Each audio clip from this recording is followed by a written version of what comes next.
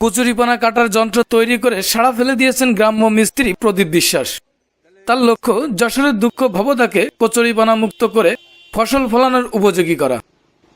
এই উদ্দেশ্যে তিনি কয়েক বছর ধরে চিন্তা ভাবনা ও গবেষণা করেছেন। সর্বশেষ এই বছর গেল মাসে তৈরি করলেন এই ধরনের একটি যন্ত্র।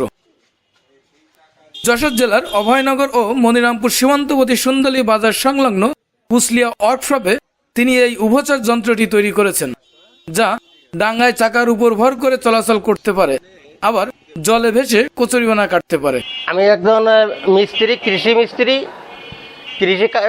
মানে বিভিন্ন যন্ত্রপাতি তৈরি করি।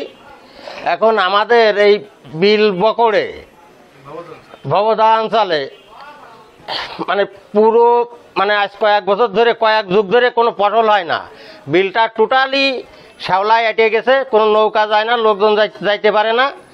এটা দেখেই আমি এই শ্যাওলা নিধনের একটা মেশিন তৈরি করি এবং এই মেশিনটা শ্যাওলাটায় কুচাইয়ে নষ্ট করে দেবে।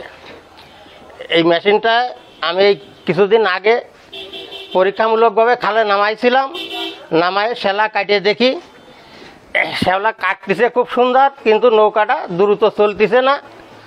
তার জন্য আমি এই নৌকাটা আবার তুলে নিয়ে আসি এর আরও কিছু কাজ করার জন্যে। এটা তো আমি অবশ্য মানুষের মাঝে ছড়াইতে বা দেব, কারণ যেহেতু আমাদের আরও পার্শ্ববর্তী রাজাপুর, তারপরে হচ্ছে গোবিন্দপুরে যে টোটালি যে ওই বিলটার নাম হচ্ছে জিরের বিল, তাই না? জিরের বিলটা টোটালি শ্যাওলায় আটে, তারা বারবারই আসতেছে আমার কাছে এই মেশিনটা নেওয়ার জন্যে। হ্যাঁ, আশা করি আমার এই মেশিনটা হয়ে গেলে নদী, খাল, বিল, নদী নালায় কোথাও কোনো শ্যাওলা থাকবে না, এটাই আমি আশা করতেছি।